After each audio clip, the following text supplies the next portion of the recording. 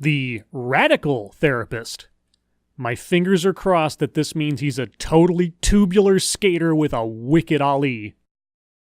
Hey everybody, I'm Dr. Chris Hoff and this is The Radical Therapist. Ah, dang it. My dreams are shattered.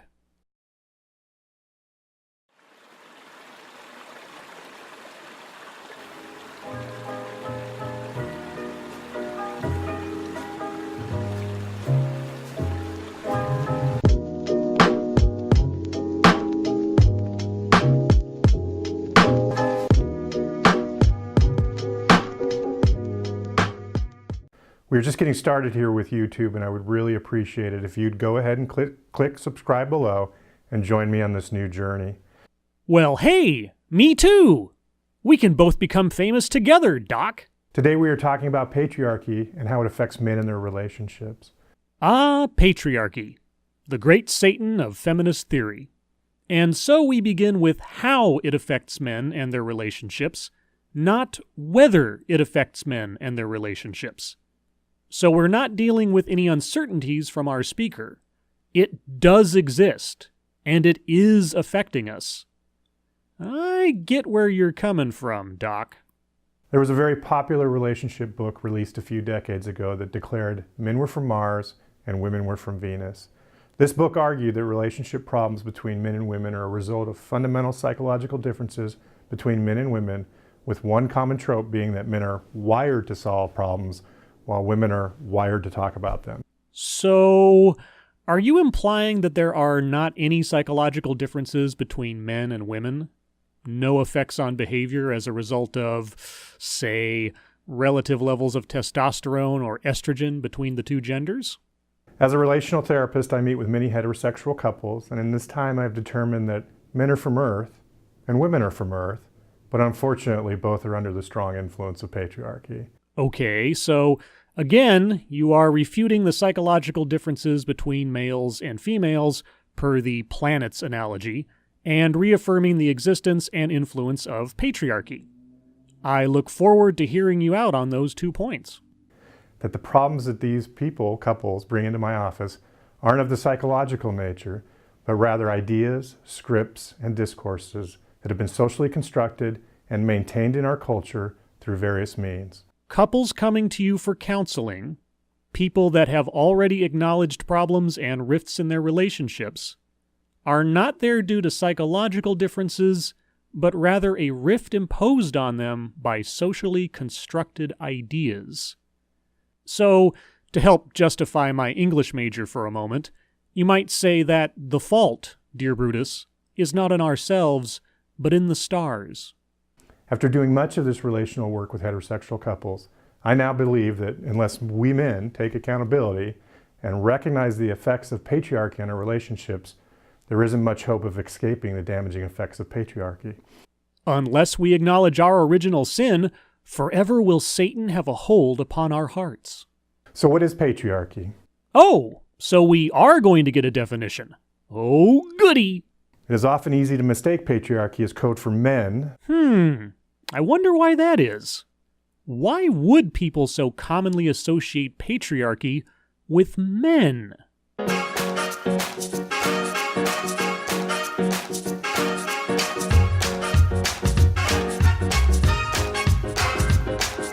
But in his important book, Gender Not, Arthur Allen Johnson defines patriarchy as a society that is male-dominated and male-centered, in which both men and women participate. Male-dominated, huh?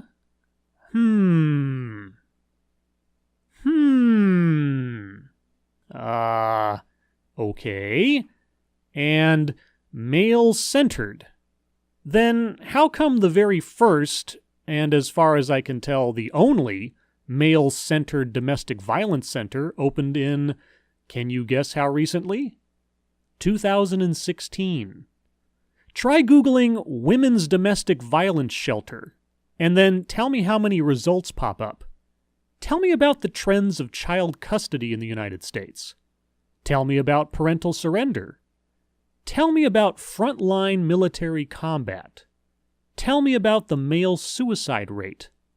Tell me about on-the-job deaths of men versus women in the United States. Because if dominance and centeredness are the two proofs of patriarchy, well, look at that! I guess the U.S. is safe from patriarchy.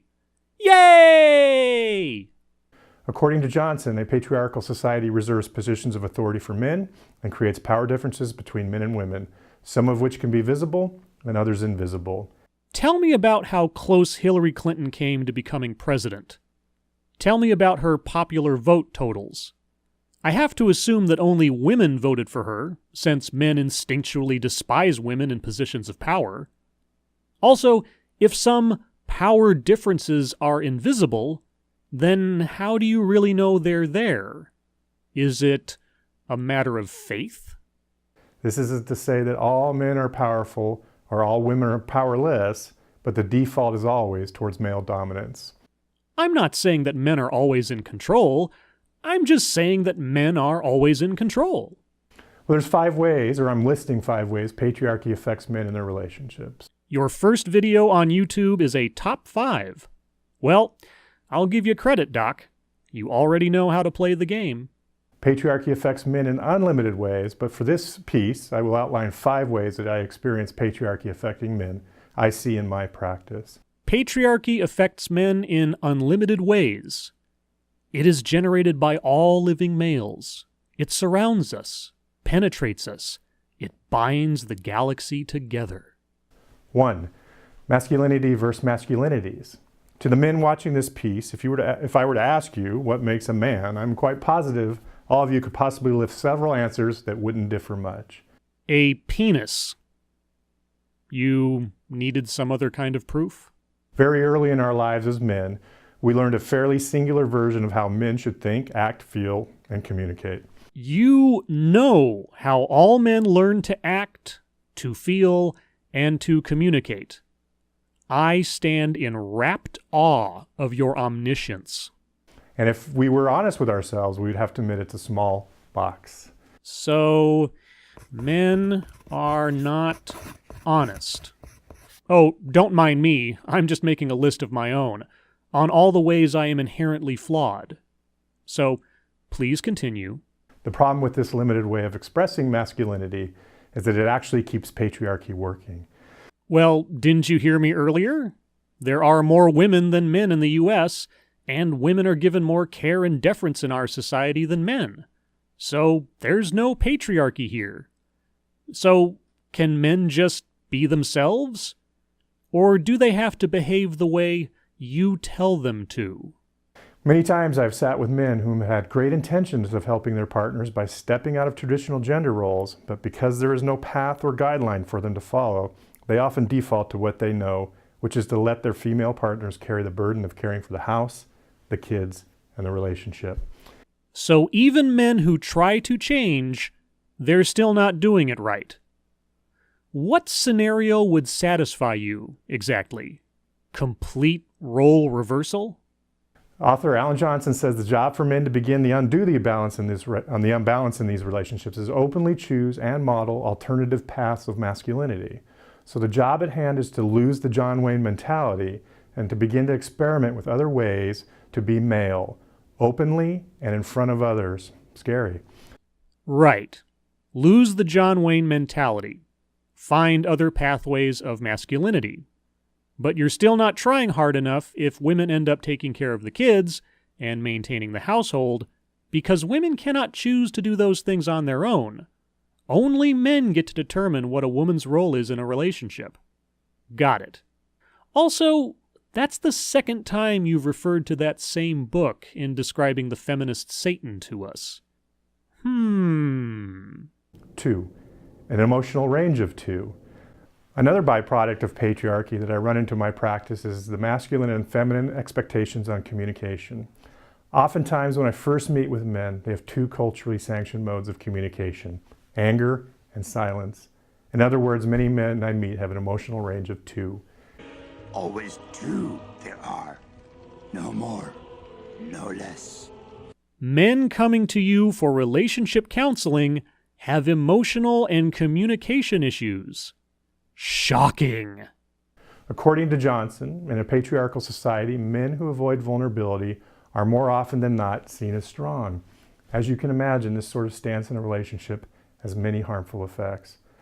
I don't know, I can imagine quite a bit. A lot of my work in these situations is to begin to flip the script that showing no emotion is strength, and then undermine patriarchy's influence by helping men to measure themselves against the idea that emotional risk-taking is courageous. Control over your emotions is bad. Releasing your emotions is good.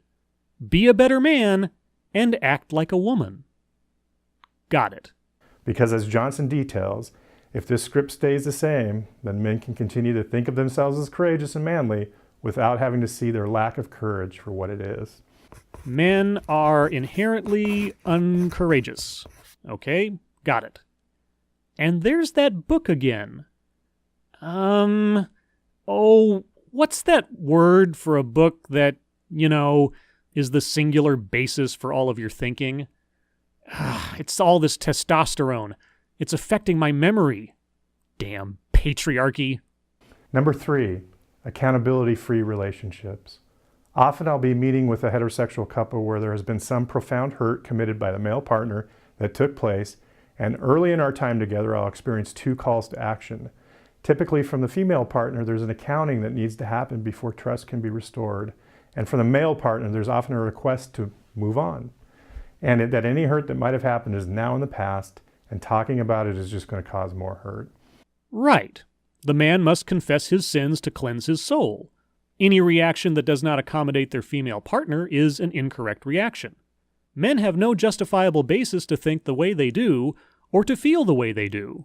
They must defer to, and become more like, women. Got it. It is in these situations where male privilege provides an out for the man in the relationship. In situations similar to these, Johnson argues that patriarchy provides many paths of least resistance for men where there is no accountability to the relationship or their partner's emotional life. How do you write women so well? I think of a man, and I take away reason and accountability. Men naturally get to avoid being accountable for their actions in a relationship. Huh. Then I guess women never file for divorce. I'm learning something new every day. And there's that book you think is so good again. In my office, my work is to invite men into taking the path of least resistance, but rather than do the hard thing that's facing them in the moment. Some of these hard things could be to listen intently to what is being said without defending or denying, taking it seriously, and taking responsibility to do something about it, even when you might not have to. Yes, men, even if you might have a good reason to counter a criticism made against you or your behavior, suck it up and just accept responsibility to make sure the relationship remains viable. Push those incorrect feelings down and out of sight, like a man would. Number 4, an invisible privilege. Male privilege doesn't mean that men have easy or problem-free lives.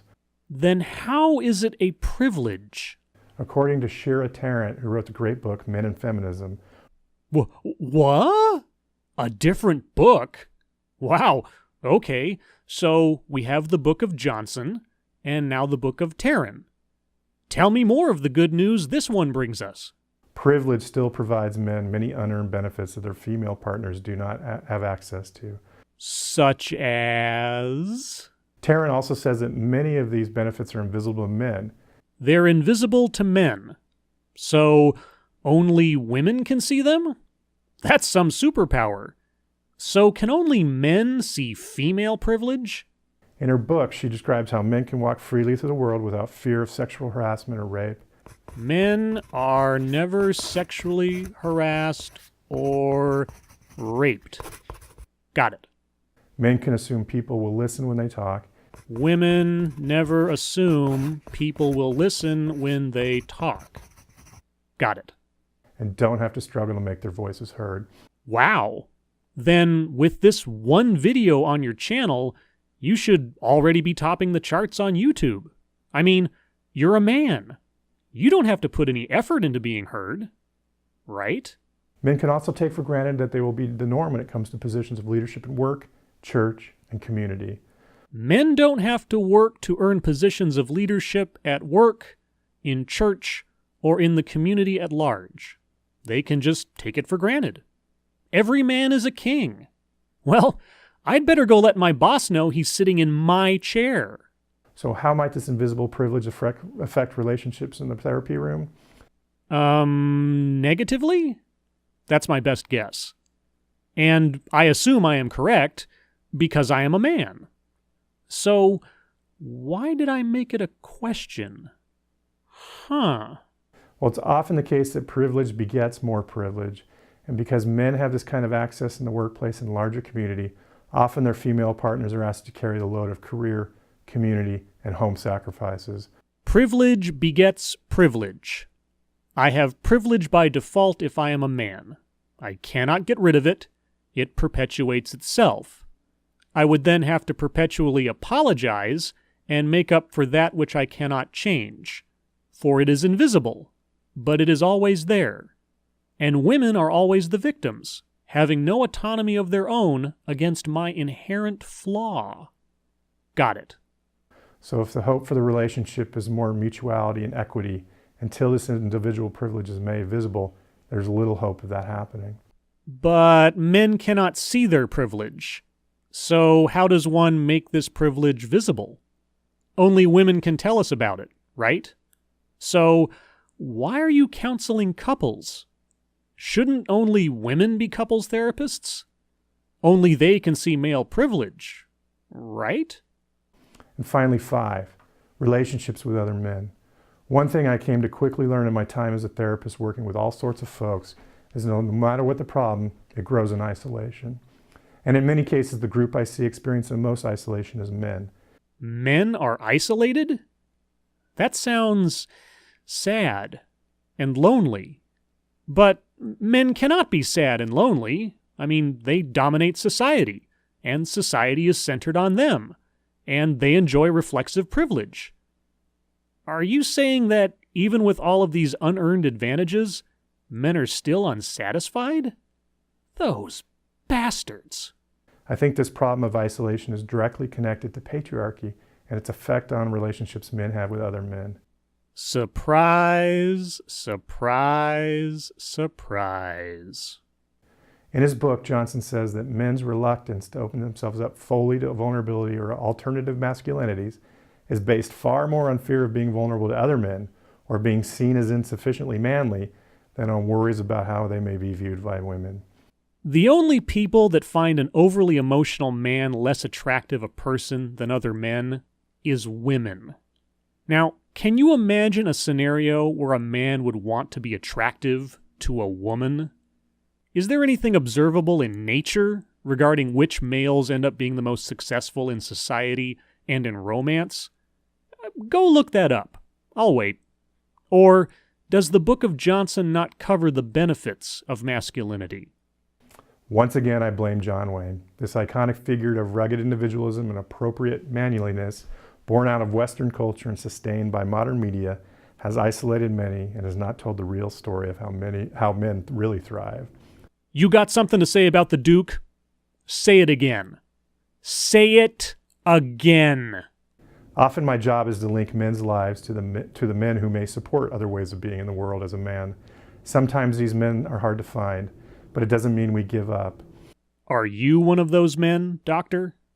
Is Johnson? I am hopeful that more and more men are willing to do the small, hard things and take responsibility for our unearned privilege. What are you doing every day to make penance for your unearned privilege, Doctor? I really want to know. Men who are struggling deserve our care and concern. How do we support each other as men in stepping off the path of least resistance toward the harder but more rewarding road less traveled? Well, obviously by men telling each other that how they feel about things and what they think about things is inherently flawed and cannot be trusted, due to the invisible privileges and societal benefits their entire lives and mindsets have been shaped by. I mean, seriously, why would you trust men to counsel other men on how to become better men? It's ridiculous. I will hope you will join me in reflecting on ways patriarchy undermines our relationships and how we in turn may join together as men and take on patriarchy's effects on our relationships through cooperation, social support, and standing together. I don't know, Doc. You've made it seem pretty hopeless. I am forever infected. There is no cure. Only endless suffering and pleas for forgiveness. It's not a very attractive outlook. Many small acts together can have a profound impact on our lives, relationships, and families. And one small act to start would be to read the great book that I mentioned. And thanks for watching. Bible! That's the word I was looking for. You're a Bible salesman. It makes so much more sense now. And I guess you assume I will listen to you and follow your lead and buy the book, since you're a man, and no one would deny you those invisible privileges. Well, have I got news for you? As always, thank you for watching.